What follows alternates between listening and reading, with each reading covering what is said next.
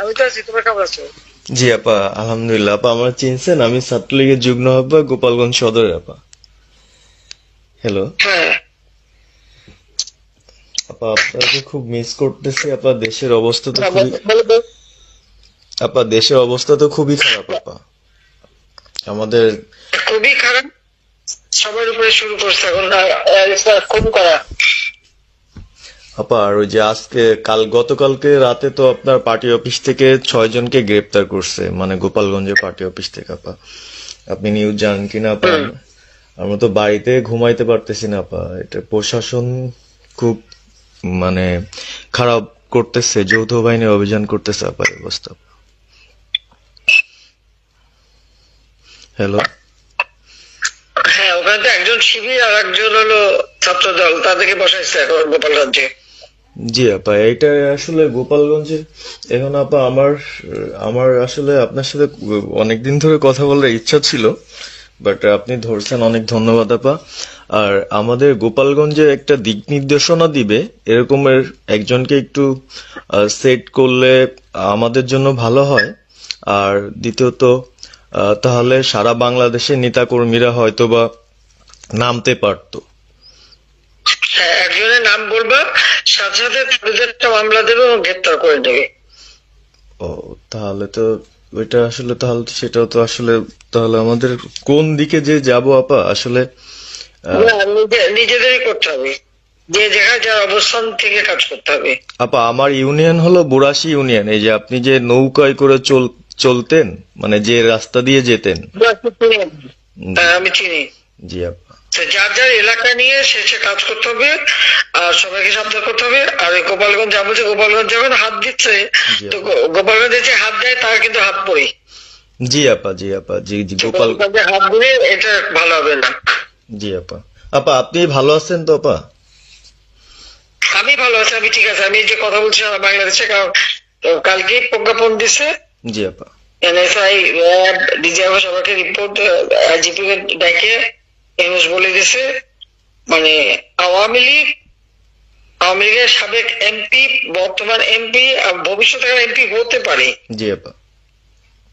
তারা তাদের আত্মীয় স্বজন, জি আত্মীয় স্বজন, জি আপা। প্লাস যারা কাউন্সিলর, মেম্বার, তারপরে মেয়র, যে যেখানে আছে, এবং তাদের আত্মীয় স্বজন সবাইকে অ্যারেস্ট করতে বলছে। তোমরা কত করবে সেটাই তো কথা। হ্যাঁ আপা, এখন আমি কত করবে? আমি কালকে আমাদের ইউনিয়নের চেয়ারম্যান, আপনি চিনেন কি না জানি না, এম ননি আহমেদ ননি, উনার সঙ্গে একটা মিটিং করলাম, কথা হয়েছে অনেকক্ষণই। তো উনি দিক নির্দেশনা দিল এবং কালকেই যাওয়ার কথা ছিল আমাদের একটা মিছিল নিয়ে, বুড়াশি ইউনিয়নের যারা ছাত্রলীগ করে কর্মী যারা আছে এদের নিয়ে আমরা একটা মিছিল নিয়ে যাওয়ার কথা ছিল। কিন্তু তার ভিতরই, মানে সন্ধ্যার পরে 7টায় প্রোগ্রামটা ছিল, আহ, তার ভিতরে নিউজ আসলো যে যৌথ বাহিনী অভিযান চলবে। তো আমরা গেলাম না। ওনারা যারা গেছিল, যাওয়ার পরে আপনার অ্যারেস্ট করলো।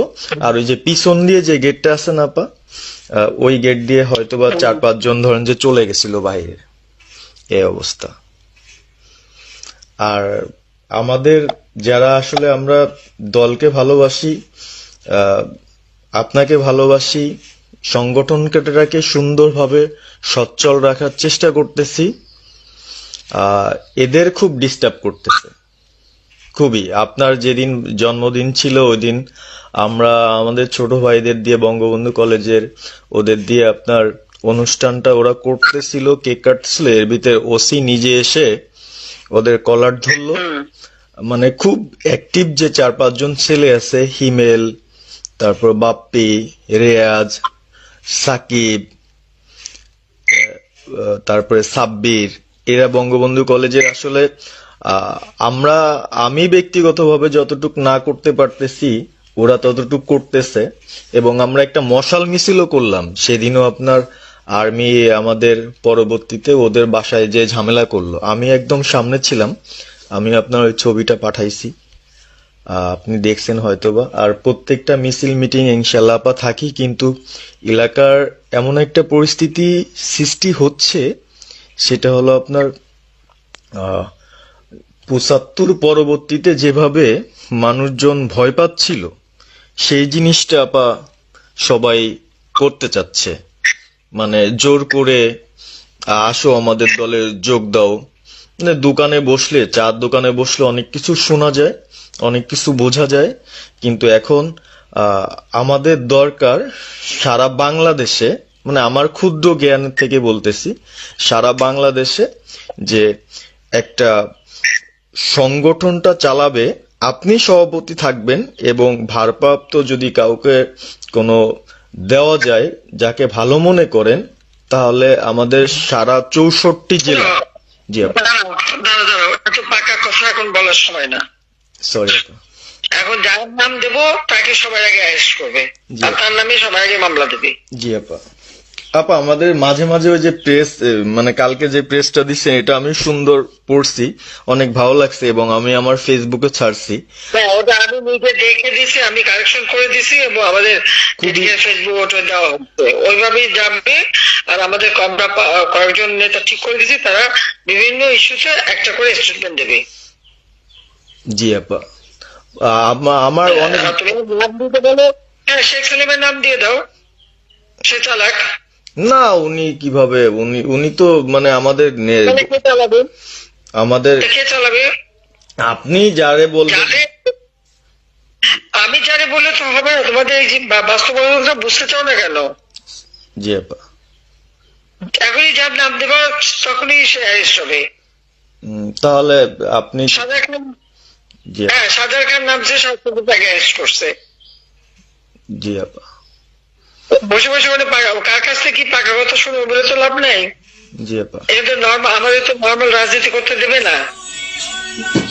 জি আপা। ওই ওসি যে ওসিতে কলার ধরছে, ওসিদের নাম কি, ওসির বাড়ি কোথায়, সেটা খোঁজ করে বার করো, আমায় পাঠাও। ঠিক আছে আপা, আমার আপা যদি সুযোগ থাকে আপা, আমি আজকেই আপনাকে ওই বিস্তারিত পাঠাচ্ছি, উনি কত সালে ঢুকছে সবকিছু পাঠাচ্ছি আপা আপনাকে। সবকিছু দাও, বললো যে 1 মাঘের শীত চায় না।